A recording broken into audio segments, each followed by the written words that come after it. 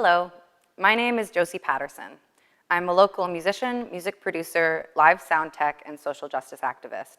I have deep roots in this community, and I'm feeling very honored to have been asked to be a speaker for this summit.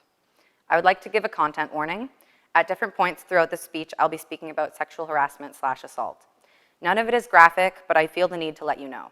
We have to take care of ourselves first, and I want this space to be as comfortable for all of us here as possible, considering the subject matter. I will also speak about how I process trauma through art, what my journey has been like coming to terms with my mental health struggles, and some core values I believe will help move our culture towards a better future. As a young woman, I have unfortunately experienced firsthand the effects of sexism and patriarchy. I am a survivor of sexual assault and harassment, and with that comes a feeling of vulnerability, very heavy and present anxiety, exacerbated negative symptoms of ADHD, and spontaneous feelings of fear or dread. Through the majority of my childhood and teenage years, I experienced some form or another of unwanted harassment and attention, usually from men much older than me. I was mature for my age, but I never lied about how old I was.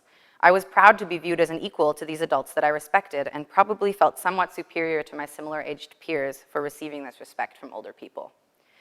As a young artist and musician, naturally I ended up in music festival spaces and party environments, a whole new world. I was naive and trusting. I thought I was within a safe space of my community, but sadly, through the years, multiple people took advantage of that in disturbing ways. Going through what I went through, what unfortunately most women I know have gone through, has only stoked my fire to do whatever I can to make the world safer for vulnerable youth. The desire to help potentially prevent this kind of thing from happening to another person.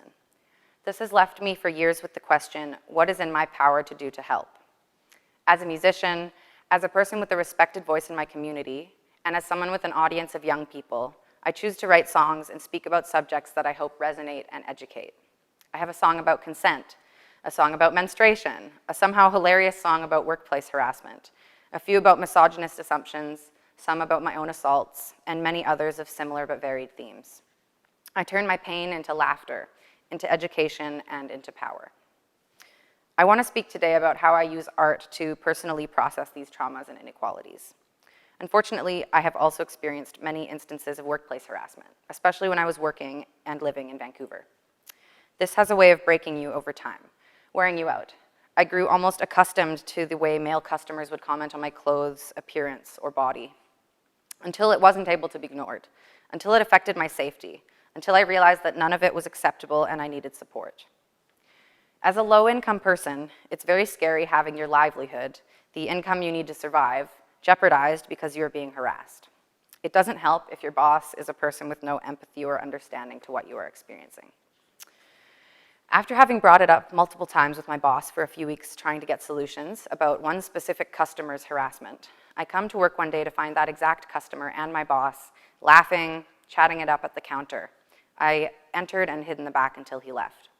I went to my boss again with my concerns, crying, visibly shaken, and slowly realized I did not have any support in resolving these issues I was experiencing. His solution to my harassment? Hide in the back of the store when that man comes in. But when my coworker goes for dinner and I work alone, what do I do then? He didn't have an answer. He just got more angry with me. I was so fearful of losing my job, but I still tried to self-advocate. You can't ask him to even not come in on the days I work or to leave if he sees I'm working. I was asking the barest of minimums. No, that's ridiculous. He is a customer. That man pays your paychecks, he yelled at me. That harasser's small amounts of money are worth more to this man than my safety, than my great service as an employee, and my dignity. I bit my tongue and decided to ride it out until my scheduled vacation a few months later. The day I got back from my trip, my boss let me go over the phone. He said I was laid off for lack of work.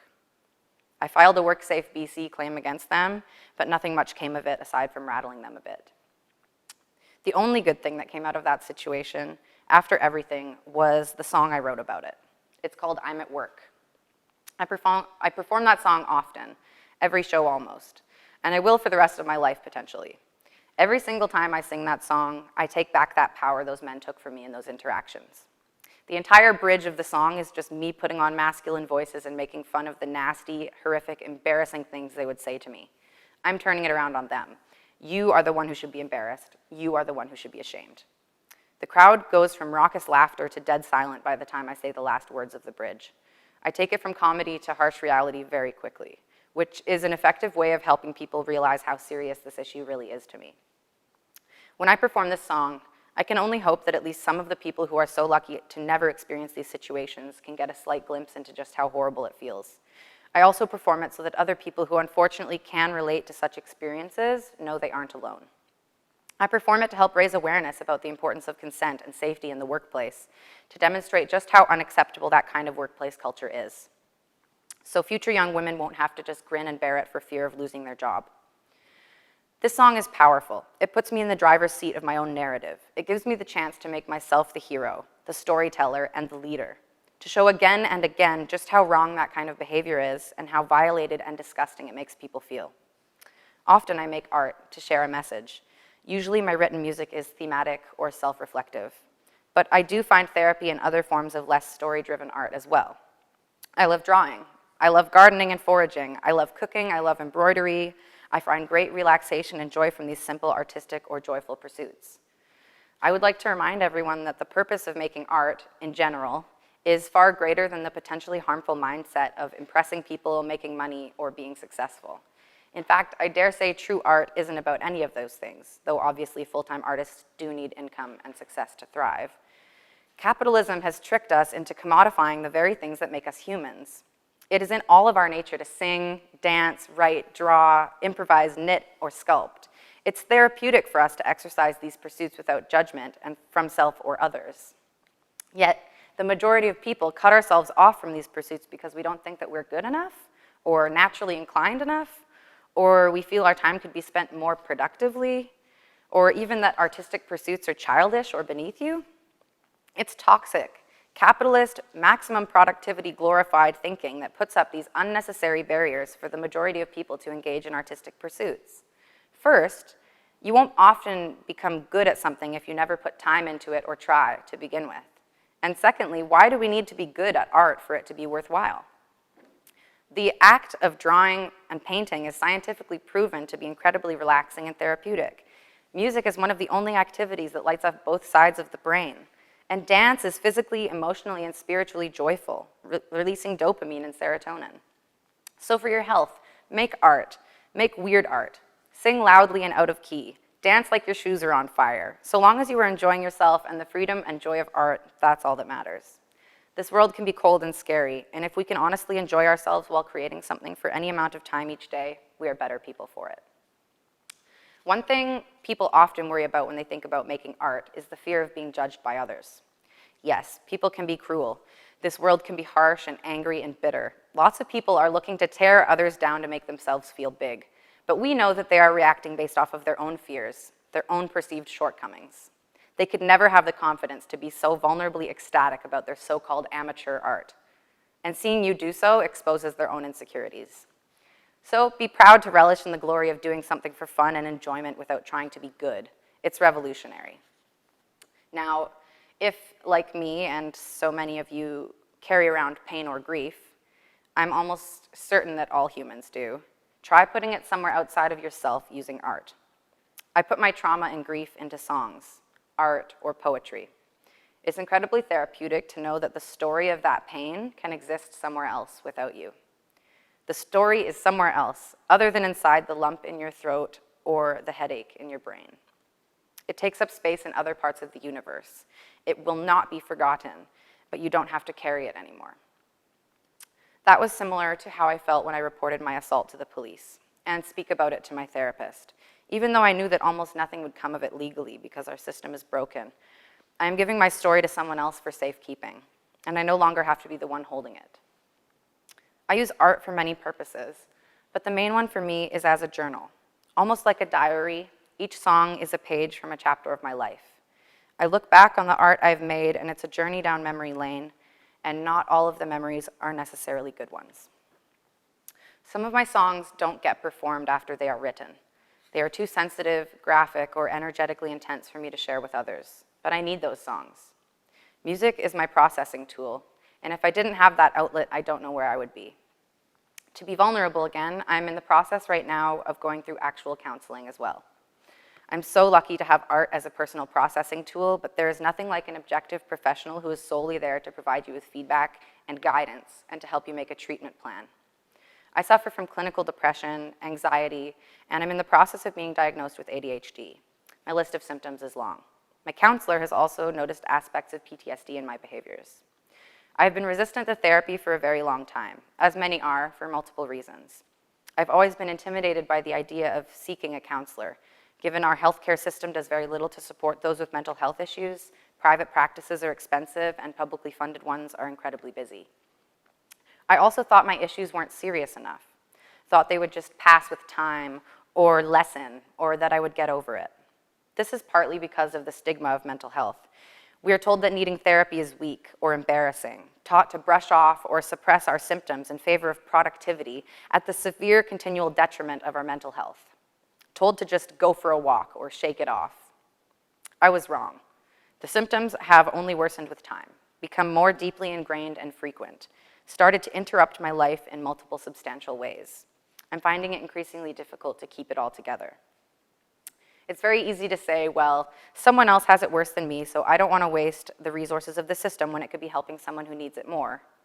But I have to say, if you are in need, you are in need.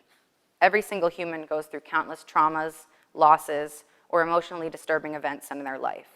We all need an objective, trained third party to help us process these complicated and painful experiences, or else we bottle them up and they poison us from the inside out. There is nothing weak or embarrassing about needing help. In fact, asking for help is one of the most powerful things you can do.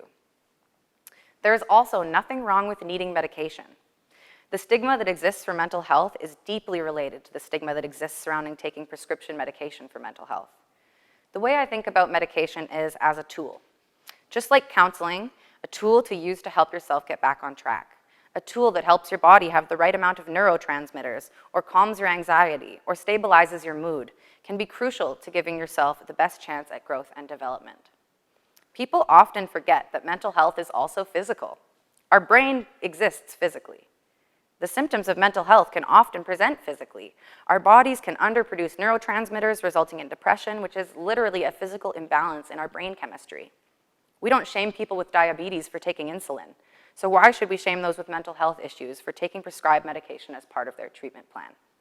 Rhetorical question. We shouldn't.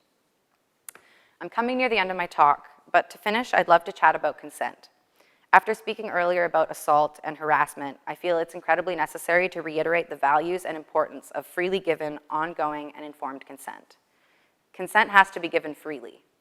If you are being coerced into doing something, that is not consent. If you are being convinced or pressured into doing something that you don't want to do, that is not consent. Consent has to be ongoing. If you consent initially, but change your mind and retract your consent, consent does not exist anymore. Consent must exist the entire time an activity is taking place. Consent must be informed. If someone withholds important information from you that would make you not want to do something, that is a form of coercion, and coercion is not consent. Consent means asking, talking, communicating. Assumptions are non-consensual. If you want to know, ask. Hurling words at a stranger on the street is non-consensual.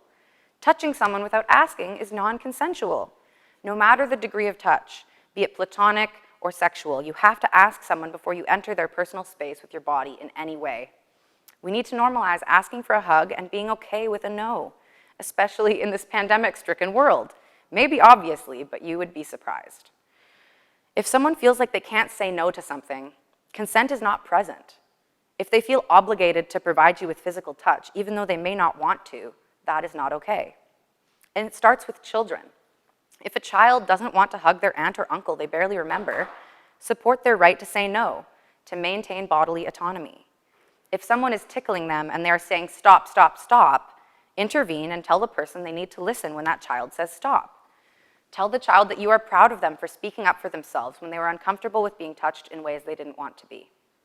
If children aren't comfortable telling someone to stop hugging them or tickling them or touching them in ways they don't like, it's going to take them a really long time to learn that skill as an adult. And by the time they learn, if they ever learn to strongly enforce their own physical boundaries and needs, later in life, they most likely have already been victimized. Such was the case with myself and many others. Now, I'm definitely not saying that me understanding how to say no in those moments would have saved me from the traumatic events I've experienced in my life. Most people have heard of fight or flight, but did you know that that's only 50% of the saying? The full saying is really fight, flight, freeze, or appease. Statistically, in regards to sexual assault, the most common reaction is to freeze, as victims are usually in such a vulnerable situation that the other options would likely be unsuccessful or put them in further harm's way. Sadly, I have to say, even knowing how to enforce your own boundaries can't necessarily protect us in all cases. Predators who are coercive, forceful, or violent obviously cannot be reasoned with. But learning how to communicate our own needs and ask others about their needs/wants physically in all situations will certainly help us dismantle this culture of non-consent that is poisoning our world. We are working on creating a culture of mutual respect, consent, and empathy. If you are yourself a survivor of assault, there are assault, stalking, or harassment. I'm going to go back, actually, start that again. If you are yourself a survivor of assault, stalking, or harassment, there are resources available for you. For example, I received funding for counseling through the Crime Victims Assistance Program after I reported my assault to the RCMP. If you are a survivor of assault or harassment and you have questions about what specific resources are available to you, you can call Victim Link BC at 1-800-563-0808 for toll-free, confidential, multilingual service available 24 hours a day, 7 days a week. Children and teens can call the Kids Help Phone to speak to a counselor day or night at 1-800-668-6868. Counselors are available to speak anonymously about concerns with abuse and can help children and teens call the police or Child Protective Services. To finish my speech today, I'm actually going to perform a song I wrote in the process of attempting to heal. It isn't graphic, but it is honest and evocative. And if you are also a survivor of sexual assault, I would suggest taking care of yourself in whatever way feels right at this moment, be it turning off the video, being with someone who can support you, being in a safe space, having a comfort item, or anything else, because this song may be triggering.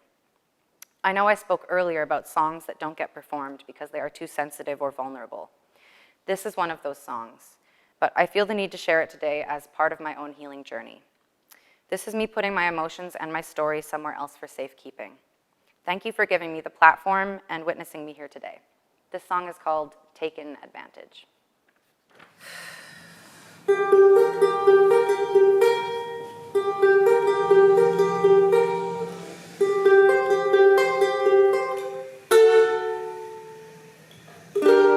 Me without words, it's not real. My whole body feels empty and numb. You keep moving your hands around me. I'm just quiet, unsure where to turn. You turn me around and start eating, consuming all pieces of me, and I'm numb to the world and the feeling now. I'm staring up at the ceiling, trying to forget about reality.